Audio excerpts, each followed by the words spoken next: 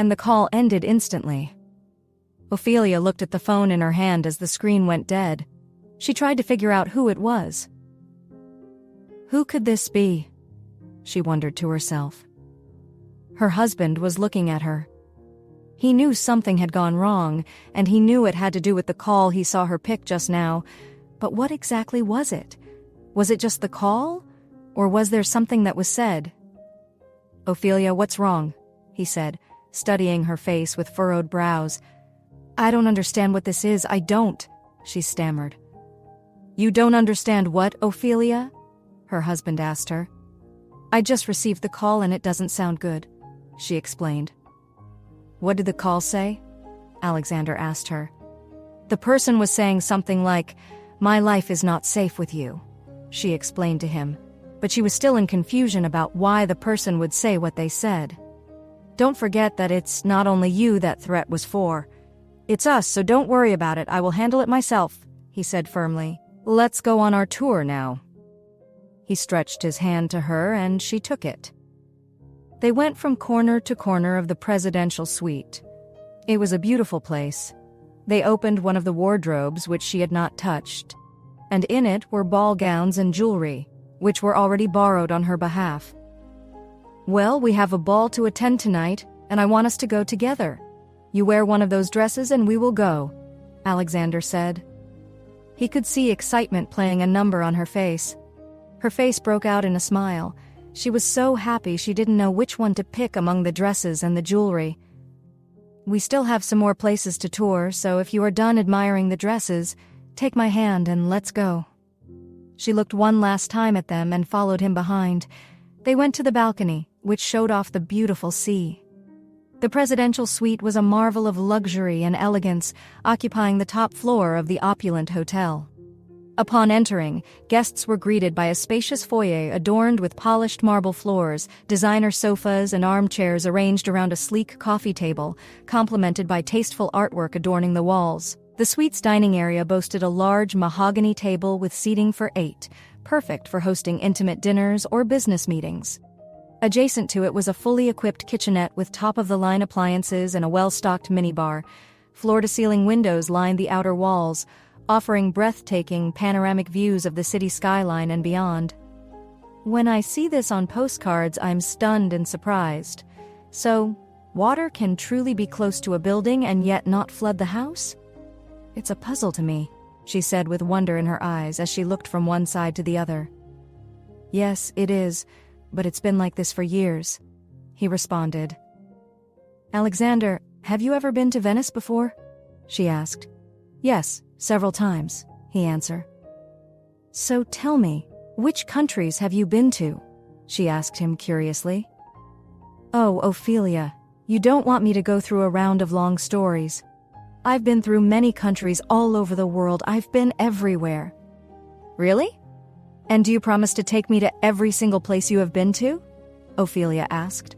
"I promise to take you to the world, my queen." "No, I don't want the world. I just want you to take me to every country you have been," she said, and she looked out, pointing at the boats on the water. "I want to ride in that gondola. I can't wait to experience it." "With me, say it," he insisted. He didn't want to be left out of her experiences. He didn't want her to think she was the only one in this. He wanted her to feel like she was with him, and he was with her. On the other hand, Ophelia was like an excited child. "Would you like us to stay in the room to eat, or would you like to go to the restaurant to eat?" her husband asked her. "Let's go to the restaurant. That place too will be beautiful," Ophelia said, beaming at her husband in excitement. "So, let's go." With that, they closed their door, put the keycard in his pocket, and they went looking for the restaurant. When they got to the foyer, they asked for the direction where it was, and it was pointed out to them. Once they reached the restaurant and sat down, the waiter came around, bringing the menu to them to make their choice. "So, what would you like to eat, Ophelia?" Alexander asked. "Alexander, I'm too excited to make a choice, so choose for me," she said. "Okay," he said. So, he turned to the waiter and pointed at several things he should bring, while the waiter nodded his head in understanding. Then he bowed and left quickly to get the order. Her excitement was infectious, like a little child that was taken to an amusement park. She would turn and look at everything. He had never seen her this way before. She truly loves Rome, he said to himself. Aside from the ball, what else are we going to do? She asked him, still looking around at the beautiful restaurant. We will be dancing, Alexander said. Dancing? She asked. Yes, dancing. We will dance the night away, he said. Do you know how to dance, Ophelia? Her husband asked her. If it is only to move left to right, I can, Ophelia said, laughing. Don't worry, I'll lead. You just follow me. It's like a game, but when we get back into the room, remind me to teach you some dance steps, okay? He said. Okay. Not long after, the waiter wheeled their lunch to the table. The meal was served in a buffet style. Alexander served her plate and served himself. When they had eaten, Ophelia touched her tummy. Alexander, I am big. Please don't add more to my plate, she said. You look perfect, Ophelia. You can never look big. Do you know that you are the first person who is telling me that I am not big? My colleagues at work were telling me that I look big. My mother also tells me I look big, so you are kind of the first person telling me this, Ophelia pointed out. Don't mind them all. They're all jealous because you're so beautiful. Have you ever had your picture taken before or painted? Alexander asked cautiously. No, I haven't, she answered, wondering where he was headed. Okay, let me take your picture on my phone and send it to you. You'll see what you look like. Remember what your female colleagues look like, right? Alexander said. Okay, she said as she sat somewhere for him to take out his phone and take a picture. When he was done, he sent it to her via text message, and she received it instantly. She then smiled. He took a couple of more pictures and then forwarded them to her phone. When she saw them, she couldn't believe her eyes. You mean this is me? She asked him in astonishment. It was due to the fact that they always made fun of her, saying she was fat. She had refused to have any form of social media, nor did she have any intention of taking pictures. She didn't want to see what she looked like, and although she looked at herself every day in the mirror, all she could see was what they said. Do you look at yourself in the mirror? Alexander asked, as if reading her thoughts. Why would I? She asked him. Answer me one more thing. Do you not take pictures of yourself? He asked again, knowing what the answer was. No, why should I?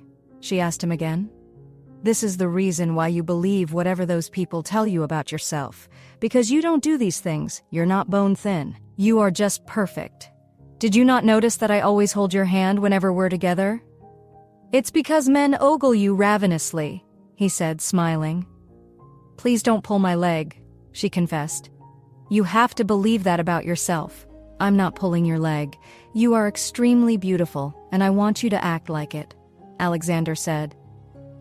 Thank you for the compliment and for making me feel good about myself, she said. Is that the thank you I get? I thought I'd get a thank you. That's different. Now I guess we are back to square one, he said, feigning sadness. She got up from her seat and came to him to kiss him on his cheek. Before he could turn his face, she had already moved back. I knew you were going to do that again. I saw that coming, she said, sticking out her tongue at him. Is it bad for a man to want to kiss his wife? He asked, but Ophelia ignored him. He stood up and came beside her, stretching out his hand. She took it, and they left. By the time the waiter came to the table, he saw that the food was paid for and a huge tip was left for him. He was so happy. He wanted to say thank you to Alexander, but he didn't want it to be too obvious that he had been given a very huge tip, so he watched them as they left. When the couple got to their hotel room, Ophelia said, I would like to lie down. I'm a bit stressed. It's the same for me. That train ride wasn't very entertaining or interesting, and I'm not used to sitting for long hours like that. Except, of course, when I'm on my private jet, and that is not sitting. Most times I'm either in the cabin or having breakfast or dinner depending on the time I travel, he explained to her. So, are you telling me that you have a private jet and we didn't travel through that? She playfully beat him on the arm. Ophelia, why are you being so ferocious? He said, pretending that her soft taps hurt him. "I just wanted us to spend quality time together, that's all, but I didn't lie about anything," he defended.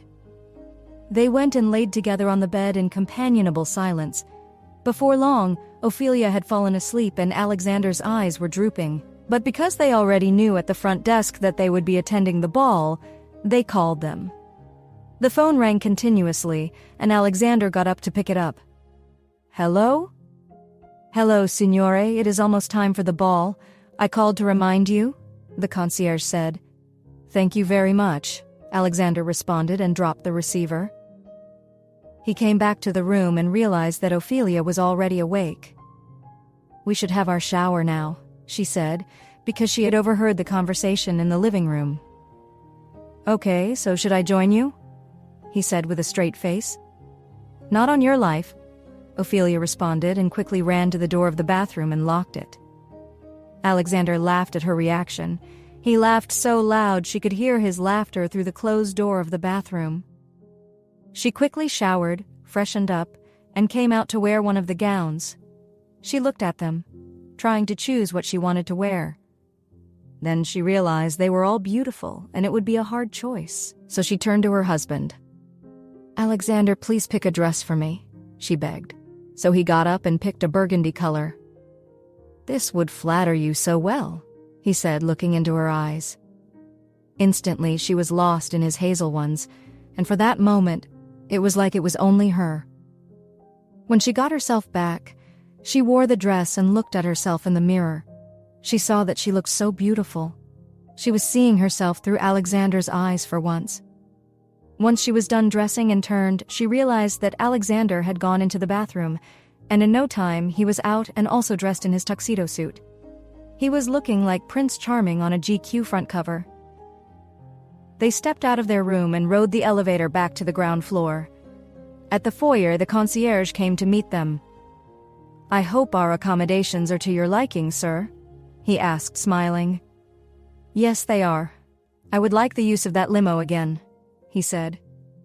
"Of course, sir, right away, sir," the concierge responded, clicking his fingers together and calling for the driver who sat at one corner. Unknown to them, the driver was already looking at them, and so when the concierge clicked his fingers to him, he got up immediately and came to them.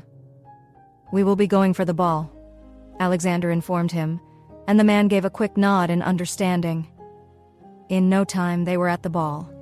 There was a great assembly of brightly colored dresses and sparkling jewelry at the ballroom. Everyone was smiling and well-dressed. It was a display of sophistication. Alexander gave Ophelia his arm, and she hooked her hand in his as he led her into the place. Waiters walked around carrying flutes of Prosecco on their trays, offering it to guests who had just arrived, and they did the same for Alexander and Ophelia. Alexander picked one of the flutes and gave it to Ophelia and took one for himself. "Drink it slowly. Don't get drunk on me," he said, smiling in remembrance, and she rolled her eyes at him. Once they were done with the Prosecco, they returned their glasses and the music picked up a tempo. They began to dance and sway from side to side, and with time, Ophelia was able to move in sync with Alexander. "Ophelia, and you say you don't know how to dance?" "Honestly, I don't. I don't know what's happening. Maybe it's the Prosecco. Is there something magical in that thing?" she asked him. "But you dance like a dream." "Thank you, Alexander. You're not doing badly yourself," she said, and he laughed. Suddenly, Alexander felt a poking at his back. "I have a knife against your side. Come with me now."